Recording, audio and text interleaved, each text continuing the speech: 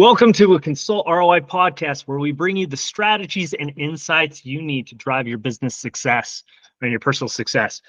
I'm your host. Today we have an incredible episode in store for you, but before we dive in, let's take a moment to set the stage here. You are the master of your own game. Don't let anyone else set your right.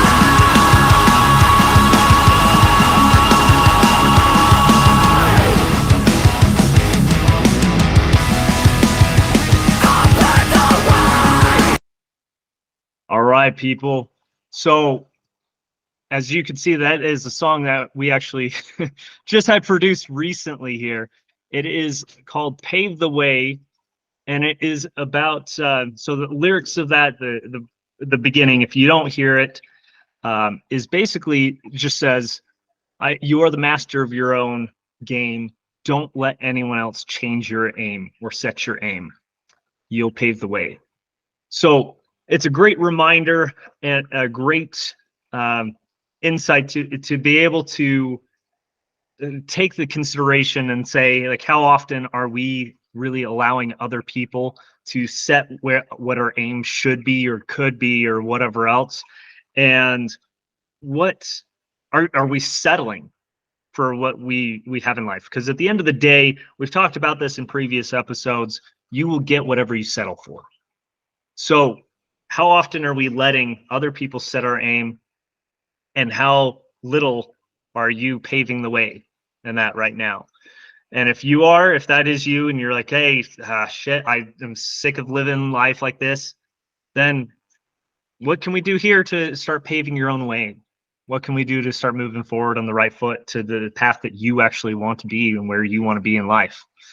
So, especially up against people that have limited mindsets. Right. So it's too often we settle for those with limited mindsets or people that don't have the experience that we're looking for or haven't been able to achieve those levels that we're looking for. And yet they are paving our way. We're listening to them too much. So time to put that aside, shatter those limiting mindsets, and pave your own way. Absolutely. And it's very easy. I honestly didn't know any business owners until I was already a business owner. I felt like what I was doing was pretty much abnormal. It was very abnormal, especially in my family. There wasn't very many people in that field. And it took me a long time, but I did have to pay my way. But the reality is I knew that if I stayed where I was, that the ROI for me was miserable and hating the life that I was in. So for me, it was a very obvious, clear ROI, like doing nothing or staying where I was clearly had significantly higher risks for me as a person than the other option. But for other people, I understand, like, you might have a really nice job. You might have, maybe even if you're at McDonald's or fast food, maybe you just feel like you don't deserve to get a bigger job or anything, or it's too much work, or it's overwhelming, or whatever the case may be to get your dream job, making 6-7 figures a year, right? And so whatever that limiting conversation is in your mind, you have to understand that you don't get shredded or ripped, and that by doing one workout. It is consistent workouts, the same consistent principles and things that we've talked about in this podcast over and over and over and over again. As you implement those in your life, your career, your personal life, everything else, you will start to see results. You will start to see these other efforts come into fruition. And it's not like there's no magic secret sauce. Everybody wants that stupid little pill that just melts the fat off of you and instantly makes you toned. That's bull, right? There are supplements and everything that you can take, right, that will make you skinny, but you are starving yourself. And then you'll have no energy. You look like crap. You look like you've been literally, again, starving yourself to death. You have no ability to accomplish anything else, and that's no way to live, right? So, but the reality is you probably don't like the answer. They're like, hey, it's going to take work, it's going to take consistency, and it's going to take diligence and self-mastery. But at the end of the day, that's what you have to do to be successful or change where you're at. And the only time it will change is when the pain of staying where you are extends itself far enough to where you are willing to get out of your comfort zone and be willing to endure a little bit more abrasion, a little bit more obstacles to achieve what you want in life. Yeah, So so it many will often, so often in life and in times like, right, we'll protect against a loss, but we won't reach for a gain, right? So save money, cut costs, improve. Like all that sounds great, but it doesn't have enough of an emotional connection to do something about it. But that emotional connection of going through more pain and protecting myself against that pain will do all day long, naturally and easily. And so it's to shift that mindset, to get on the other side of that, or to realize I can't deal with this pain anymore. I am ready to take action now. I'm ready to get out of that comfort zone. I'm ready to find growth in the growth zone because there isn't any in the comfort zone. absolutely. So what can you do as far as the first step in that is understand. Um, so the first thing, honestly, if if you're listening to this podcast, we both know that you're already not happy with where you're at in life, right? You're looking for some magic answer. You're looking for something to help get you to that next level or whatever it may be. We've talked about the mind mapping. We've talked about getting and providing an execution plan, providing consistency on that execution plan, and that. Now it's more getting into like, well, how can we pave the way, even if people haven't gone there before, and you're not sure really how to map that out or do that. It still is taking consistent, like looking at, because I guarantee as much as you think that you might be the first person to do something, you probably aren't. Mm, yep. There's always somebody that's at least tried it, attempted it, whatever the case may be. It's just like, hey, it doesn't matter if you look at Bill Gates, if you look at Steve Jobs, if you look at any of those guys, none of them were the first. They just did it the best, which allowed them to be as successful as they are. That's really the honest, true answer. If you want to look at who invented the first like actual computer, it was IBM, right? Still a huge company, don't get me wrong, but Bill Gates is known for Microsoft because of the way that they built that. And even then, even Apple or beat them on that front. And they were competing with each other, and they still have massive success in their own audiences, right? They have very specific targeted niches and that, but they can still learn from each other. They can still do that. It's the same thing between iOS and Android. How often do you see features and that migrate across from platform to platform because the other one realizes, like, oh, hey, this person has a great idea and it works. Yeah, Right? exactly. Right. For years, Android users had the ability of just like sliding their fingers across the keyboard to get the words to pop up. I don't know what you call that.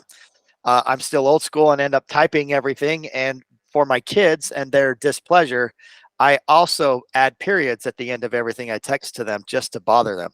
But anyway, Apple has now caught on to just sliding your finger around to pop up with, the words that you're trying to spell just to make it easier. So that's just one example of, something that one had versus the other, and the other one caught on because it was a good idea. Well, and the thing is neither of them actually had it first. There was another company that did it. They stole it from them. They perfected it and then took it to the next level.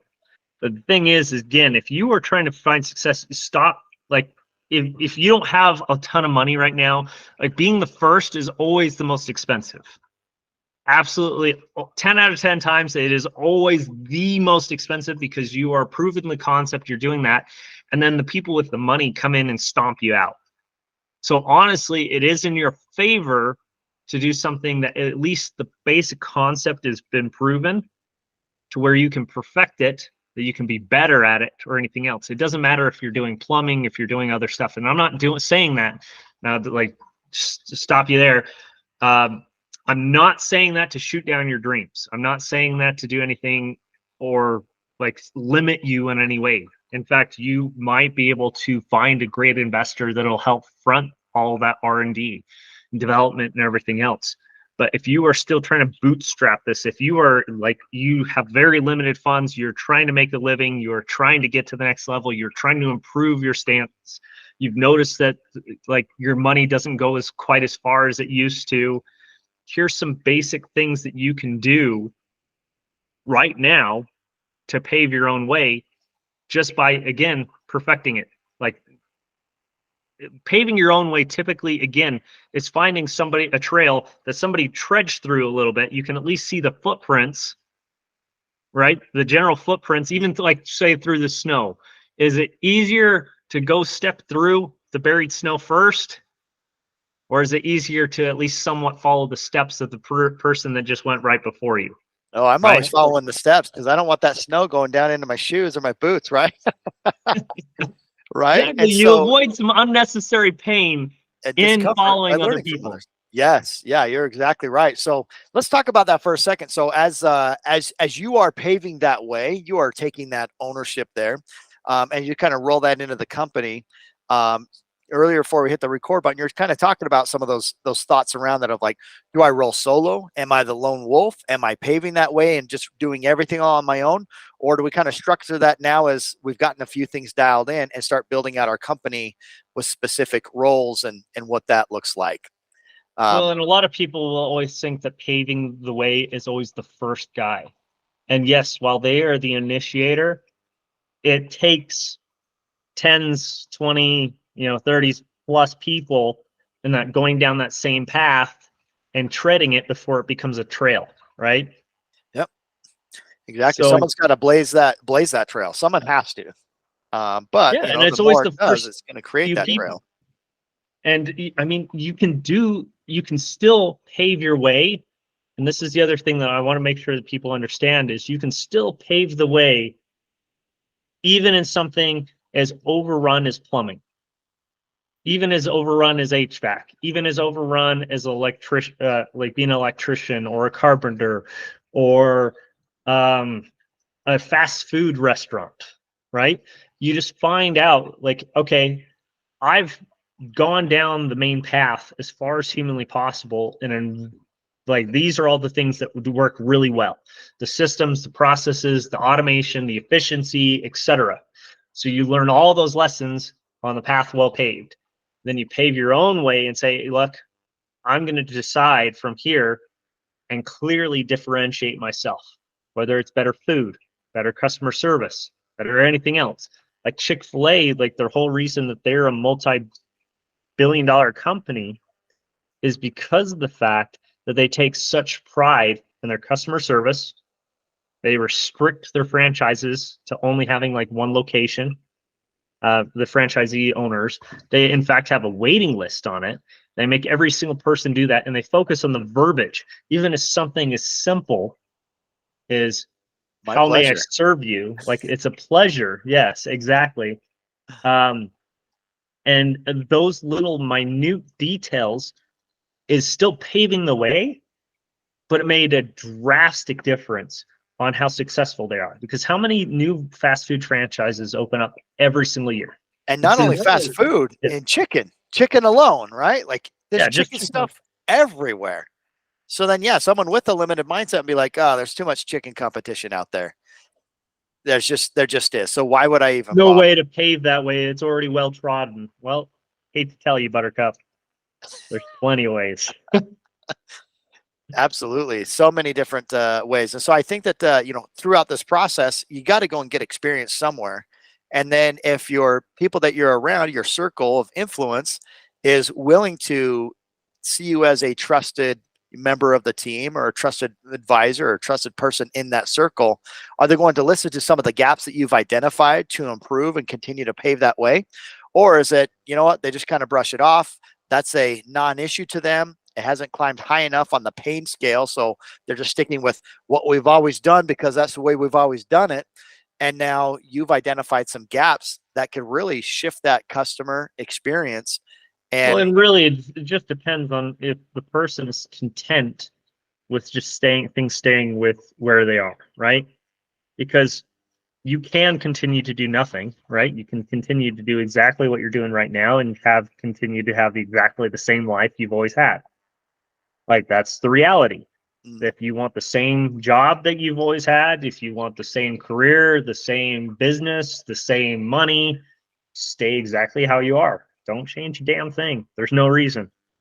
Yep, But the moment exactly. you understand, like if you're listening to this, then I'm going into this with the understanding or the expectation that you are at least willing to listen or hear other ideas, at least willing to take that step or that initiative or try to find that solution. And I'm not a genius. I'm not smart by any means, but I do know that this is a consistent pattern. If you look at anybody that is successful, I don't care if you look at Alex Hormozy, if you look at Andy Friselis, if you look at, well, even again, Bill Gates, Steve Jobs, any of those big guys, right? Um, the list goes on and on and on and on again. Even Colonel Sanders or any of the other 5 billion other guys, right? Um, all of them have at least core principles, and consistency and grit being some of the most two biggest factors in that. And when the path isn't very well traveled, um, and say for instance, like some of those customer service skills that uh, that Chick-fil-A uses, we'll just say they have been used somewhat in call centers and by psychologists and everything for a long time. So it's not exactly like it was some untrodden barren jungle path and everything. It just was on a different trail or a different segment that they learned from and pulled into that industry that hadn't been done yet. So the path still, even at that point, right, wasn't necessarily paving a new path, but it was paving the way in that industry because they were willing to learn from other people. They were willing to humble themselves, say, like, hey, I might not know everything, and consistently execute on that vision. Yeah, Yeah, absolutely. absolutely. It's just identifying some of those things and just building that better mousetrap and having that better experience and those outcomes. So this comes into the same thing. Even if you are in a job you absolutely hate right now, there's plenty of opportunities of learning both what works in that company, like how they've been able to build it as big as they have, what they're doing right, what they're doing wrong, and how you can apply it to other industries, regardless of what industry you decide to step in. So as long as you have those core understandings and those core things, like you're not wasting your time. What's wasting your time is when you're sitting there not learning a damn thing, just sitting there collecting a paycheck and then expecting things to change. Yeah, You're you're not literally just going in progressing or circles and expecting to make progress up the mountain. Like it's idiocracy. yeah, exactly. The pure definition of insanity, doing the same thing over and over and expecting a different result. But then on the flip side of that, doing the same thing over and over and expecting the outcome that you've designed it to do over and over and finding and achieving success in that. Yeah. Well, you can do the same thing. Like I can walk and consistently walk all the time. But again, if I don't have that direction, if I don't have that map, if I don't have that path that I actually know the direction I want to head down, then how do I ever expect to go where I want, right? It's it's like looking at all these maps, like passing over all these maps saying, "Oh, hey, I know what I'm going to do. I know what I'm figuring out." Trekking out into the middle of nowhere, doing random circles and that when literally 15 people offered to hand you a map and say, "Hey, this is the path. I've already taken these paths. This is what worked or what didn't work. Here, you might want to try this one." Right? Yeah, absolutely. And you know, it's listening. Yeah, like you said a minute ago, humbling yourself to be willing to listen to other people, and you've got to kind of be in that mindset of being very crystal clear on the direction that you want to go. A while back, I had a coaching client who helped divorced women who were on the upswing, not the ones that are going through divorce, those who are still hating the world and a victim mentality or something. And maybe they had every reason to feel that way. But her specific clientele are divorced women who are on the upswing, ready to take the control back into their life and to find joy in that journey and acknowledging the past and the lessons, as difficult as it is. But very specific group of people is her perfect customer who are on that, I say, that upswing, on that controlled trajectory of paving that way back into their lives. Yeah. Well, and there's like the fact that that shows you both a niche, and it also shows you people, like she was smart enough to choose a niche of people that actually wanted to see results, because there's nothing worse than choosing a client that's completely content to stay with where they are and then complain at you for why they don't have results. Yeah, Well, absolutely. you need to choose whether you're going to get results or not. And that's the really the difference between somebody who's successful or not successful. Is one, when they put that money in, they fully intend to execute on it. Another person is just looking for the refund. Yeah, exactly. Maximizing that ROI and getting what it is that they need out of it. And sometimes they need someone to help hold them accountable to what's doing. So you don't have to go it alone, right? You can find mentors, join groups, Facebook groups for free, or paid groups like Arte or Apex or anything else that might find people that are like-minded and on a path similar to yours to help lift one another up and to be in the right rooms to be reminded, I am all the time, of ways to think bigger and execute. There's a great big book out there, Think Big and Act Small, written probably a decade or two ago, but just those very concepts of just thinking bigger, but making these small moves consistently day in and day out that are going to provide big results. Absolutely. And that's honestly one of the best things too. Is so I'm going to take a step back here. I I have a friend, um, and the friend is probably going to know exactly who I'm talking about. And yes, I'm outing you a little bit. Um, he was talking to me about some of his relationship struggles that he was dealing with at the time, and and I understand he wasn't really necessarily willing to listen to some of mine, just because again I've gone through my own fair share, but Sure. also because I've gone through my own fair share, and that it also means like, hey, I know how to avoid a lot of those issues, and it also gives me a unique understanding kind of where each person is coming from.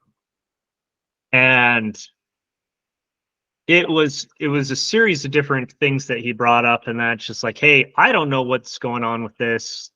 I'm at the point where if it works, great. If it doesn't, great.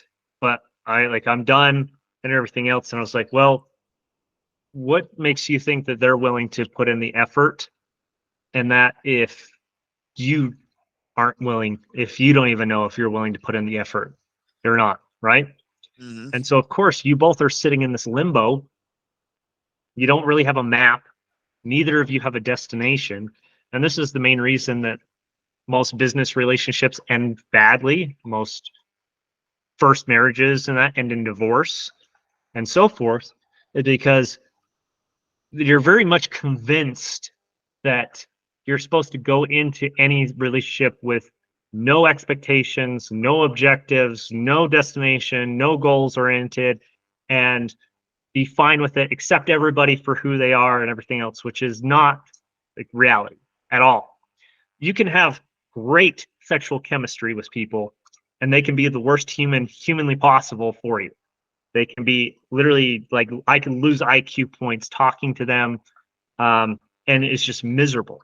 So when that charm or sexual fun wears off, then I'm sitting there trying to have like an intellectual conversation with somebody that drives me up a bat, like up the wall, batshit crazy. That's not a fun life. So it's perfectly fine in your business life, your personal life, and everything else to be like, hey, this is where I'm going. This is what I want to achieve. Um, and I need these things and that. And it's perfectly fine if you say, and there's no way to just say like, hey, there's one relationship, one business relationship, one marriage, whatever else that fits everybody, because that's far from true, right? Because I know millionaires or billionaires that all they want is companionship and a partner when they get home. And as long as the house is clean, they have a trophy wife, everything else, they're happy. They don't care what she does, what she spends, anything else. She does her own thing. He does his own thing. They don't really have to worry about personal time and that. And it works for them. I know for me personally, I need a partner that's willing to get into the trenches with me, that's willing to show up and everything, that's willing to handle things without me having to babysit them or do other stuff. Like that's what I need. So like when people buy me stuff and that, it's not, I don't look at what they buy me because that doesn't really matter. So if you look at the love languages, you look at like if it's acts of service, if it's words of affirmation, etc. There's a lot of different ways. For me, acts of service is a big one. And it's because if they listen and that of what they actually need and they show up and fulfill that need in that and say like, hey, I have all these things I need to get done. I have X, Y, and Z. And it's not just that they did it. It's because they actually did it right and they listened and they showed up, because there's nothing worse also than a partner that will show up and say they do a favor for you, right? But the favor that they did causes 10 times more work. So like you needed to remodel a bathroom or remodel a house or whatever else. And they just like, you just put up fresh new drywall and stuff. And you're like, okay, I need to get this finished and painted mud and everything else. And they decide to take a hammer, smash a few holes or anything. And you're like, what were you doing? Well, I was trying to help you. Well, no, you just created a lot more work for me, right? So that's what I also need, is somebody that actually has the intellect to listen and that. And you don't have to be ashamed of asking for that, right? And it's the same thing, especially in a business partnership. Communication for me is absolute key. Like we don't have to agree. We don't even have to like each other half the time. But we have to communicate and say, hey, I have a problem with this. This needs to be done and everything else. And we still have to have respect for each other. Yeah, that communication is key. And that's one thing that it's interesting that so many people are not great at it, or they assume their Anybody communication else is but on them? point. Exactly. They just make assumptions that my intentions got across, and kind of goes back to that old adage, right? I judge myself on my intentions, but others on their actions. And how many of us fall into that trap all too often of, well, I intended to do this, so I feel good about whatever I did or didn't do, versus the actions of someone else. Like, why did you do that? Or why didn't you do that? Maybe they had the same intentions as you, but they just didn't communicate that. So getting that communication Very easy is to get key. frustrated with people, right? If they show up and this is the same. I've noticed this, whether it's my spouse, whether it's kids, whether it's anything else. A lot of the time they do come out something with good intent, right? Maybe it's selfish intent. Maybe they want a raise. Maybe they want a promotion. Maybe they want some other stuff, right? Which is fine. I'm fine with that. I don't care about, like, it's okay to have some selfish emotions. What I don't care for, though, is when they care about their selfish emotions so much that they are willing to inconvenience everybody else, right? And a lot of the time, especially if you look at young relationships and the reason that they end so badly, and that there's a lot of, and honestly, I think this comes down to why there's such a high single motherhood rate. It's because they have the sexual chemistry, the woo and everything, and then they don't have anything else. They don't have any of the goals yet. They don't even know what they want themselves to be able to make that determination in the first place. And then they wonder why they have so much conflict when real life struggles happen, right? Yeah. And how does this tie into paving your own way? Well, the reality is when you need to pave your own way, you have to make sure that the people that you are connecting with, that you are corresponding with, the groups that you're in and everything else, match the map that you want to follow. Right. And that's got to be, communicating and then identifying that that is exactly the direction that you want to go, to to like take some time to soul search and find what you do and don't want in your life, and then to take Part of the right dating. Like trainings. nobody wants to, like everyone wants to just jump into these relationships and that. I'm like, no, get to know them first. Yeah, absolutely. I recently heard a therapist say, even in dating, when someone says, "Hey, I'll pick you up," like right there, is said or not said, that could be viewed as like a little bit of a control tactic, right? So it's like, hey, just pump the brakes for a second. How about let's meet up somewhere at first, right? And so then it allows you to kind of meet and just start that dialogue and those conversations, and kind of easing into like identifying, things you like about one another and getting to know each other first before. um Well, it's interesting because you can play both ways, right? Women want you to be assertive, but not controlling. sure. And it goes both ways, right? Right. They there's definitely a double standard on both sides of the aisle. I am not singling out women. I'm just making that clear. What I am saying Okay. though is if you don't communicate the issue in the first place, how the hell do you expect it to ever get addressed?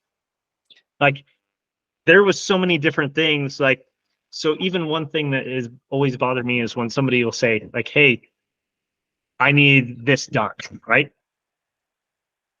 But then, or what, or basically, so what will happen is basically like an employee will say, "Oh, yeah, I need X, Y, and Z done," right? And then I have to sit there and ask them, I was like, okay, is that your hint to say like you need help with that?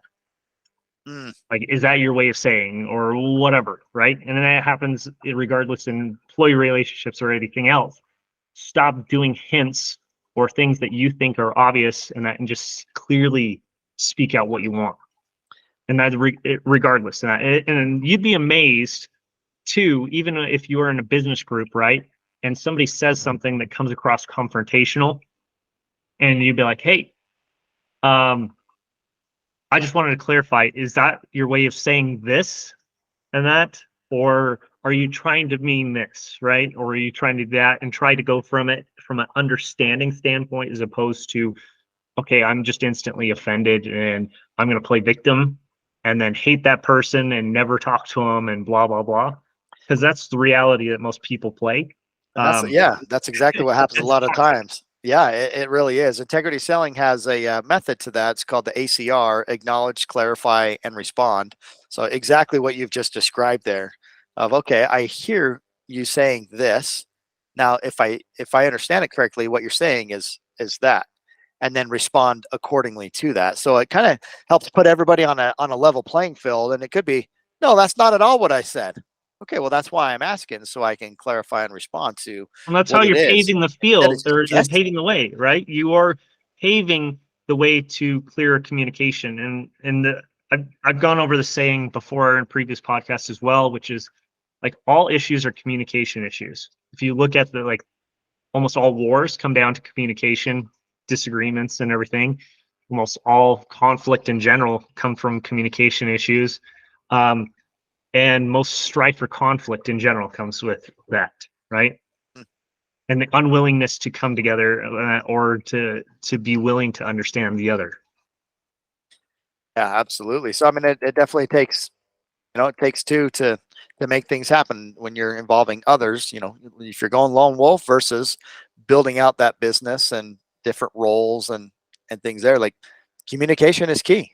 Well, look at it this way: if you are compare a lone wolf compared to a pack of wolves, and you look at how much food either one gets, which which one would you say if there's 12 wolves in a pack compared to one wolf that's solo alone trekking out on his own? Who do you think eats more? Yeah, right. Like that's a great question. Well, the reality is a lot of people are like, well, the one, like it's interesting because some people will say the one, um, because he doesn't have to share with anybody, right? But the reality is the 12 and everything, especially if they can work together, they can narrow down their prey. They can take on bigger prey that they wouldn't be able to do by themselves. And when they work together effectively to corral and everything, They can get it a lot more quickly with less effort and enjoy bigger portions or meals because of that, right? Yeah, you're exactly right. Because that one might exhaust all their efforts and energies trying to catch what it was. And while they might have something, big to eat, He like, can't corner it. He has nothing to corner it against, yep, right? You might have yep, some cunningness. You might be able to get a couple rabbits. You might be the fastest, baddest, anything else. But it's the same thing in the sports or anything else. People that are mediocre but play well together will always beat the teams that have just one all-star player and everybody else is trash. that's right. If you read Extreme Ownership by Jocko Willink, he talks about their buds training. Basically, he comes out and says, no bad teams, only bad leaders. And so if you have that one that just thinks they're the hot shot of the team, they're going to succeed at the detriment of everybody else versus putting, the right people together. And you're exactly right. You might take that average team and they're going to excel and compete. Yeah. Well, and it's interesting too. You'll look at so funny enough, we're actually working with one of Jocko's companies. And then we actually just started a partnership with Refuge Medical, which is like the medical training supplies and trauma kits and everything else for emergency preparedness. Hmm. And that's for the Boldly Free brand and that. But Very cool. they are like the reason too, we could make a lot of that stuff ourselves. We could if we wanted to.